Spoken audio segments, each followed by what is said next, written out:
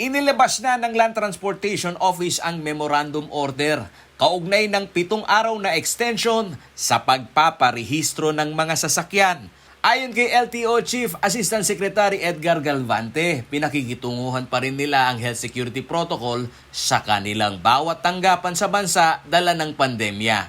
At upang maiwasan umano ang mahabang pila ng mga nagpaparehistro ay nagbigay sila ng extension o palugit sa mga car owner. At sa ngayon po, nag-a-adjust po tayo as the need arises. Kaya again, for example, itong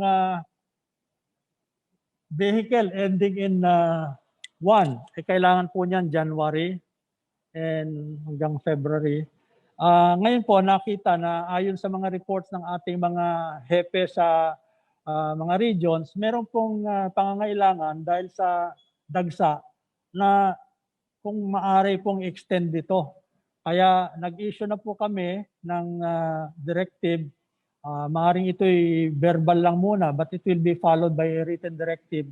Sa bisa ng Memorandum Circular Number 2021-2251, ang orihinal na schedule date ng registration ng mga bihikulo na nagtatapos sa plaka na 1, 2, and 3 na dapat sana ay sa February 7, ngayon ay extended hanggang February 15. Sunod na rin dito ang iba pang number ending code na mula sa orihinal na pagpaparehistro ay may extension ito ng 7 araw. Hiling naman ni Asek Galvante sa mga motorista na iwasang sumabay sa huling araw ng extension date. Mababaliwala umano ang purpose o safety measures na pinakikitunguhan ng LTO kung magpapabaya ang ilan o susunod sa last minute ng extension ng registration. Ang pakiusap lang po namin, kung kayo'y apektado nito, assuming na nakarating na po sa inyo at binibigyan na ng pahintulot na sundin yung extension, wag po sana nating antayin yung dulo ng extension.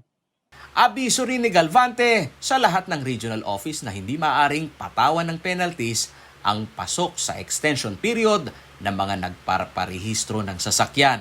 Wag po kayo mangamba na kayo mape-penalize kasi po sinasabi ko nga dahil ito po ay na-extend, all penalties na dapat i-impose because of the non-compliance with the original deadline for registration, babaliwalain po yon. Hinimok ni Galvante na maagang magparehistro ng mga sasakyan para maiwasan ang abala.